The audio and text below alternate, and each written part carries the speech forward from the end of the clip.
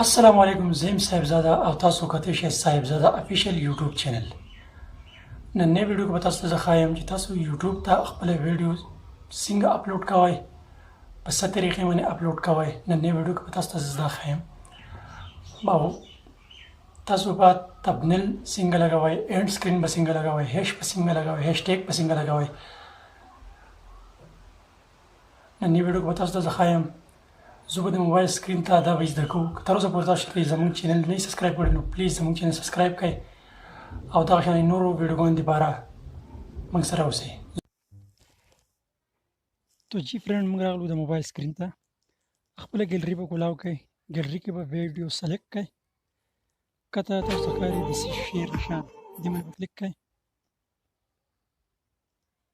بیا به دې ځای نه تاسو یوټیوب ته ویډیو شیر کړئ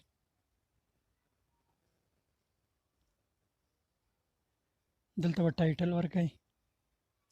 ډسکرپشن پبلک لوکیشن ایډ ټو پلی لیست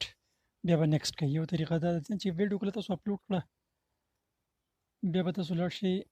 ګوګل کروم ته دلته به خپله آی ډي اوپن کړئ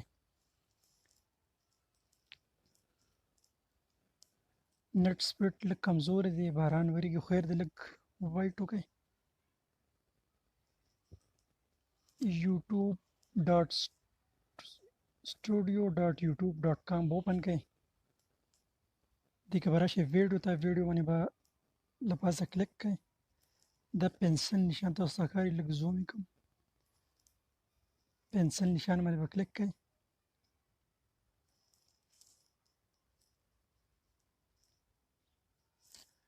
دې کې یوه خبره تاسو ته دا وکړم که چېرته تاسو اول ځل باندې یوټیوب سټوډیو په ګوګل کروم کې اوپن کوئ نو دا به نه اوپن کېږي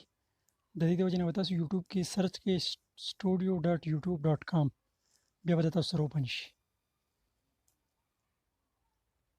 پین نشان باندې به کلیک کړئ جی پین نشان باندې موږ کلیک کړه دا به کولاو شي دې کې به تاسو اول نه د ویډیو ټایټل چې دی دا به هغه ویډیو کې تاسو باندې بحث کړي هغه ټایټل به دلته ورکړئ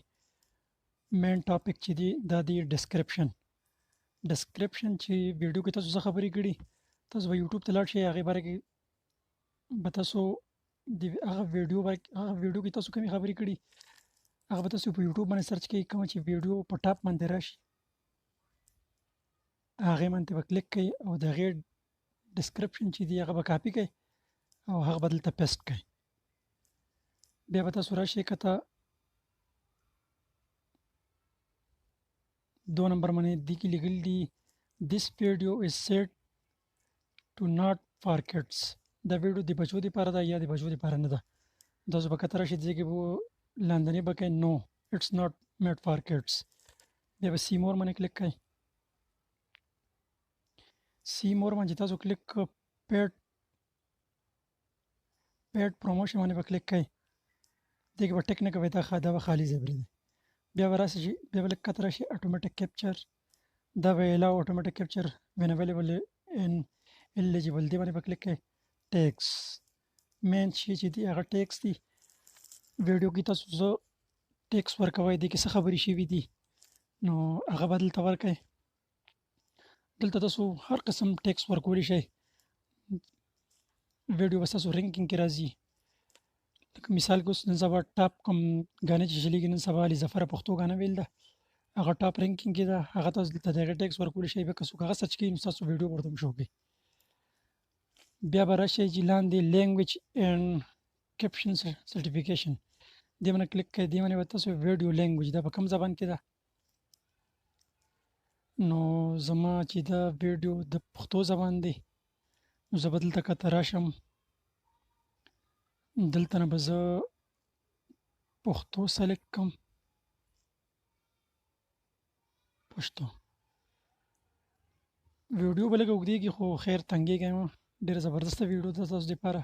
خاص کر کې نوي یوټیوبر چې دي د هغو دپاره ده او ټایټل اینډ ډسکرپشن لینګویج چې هغه زما په اردو کې نو دې نه به زه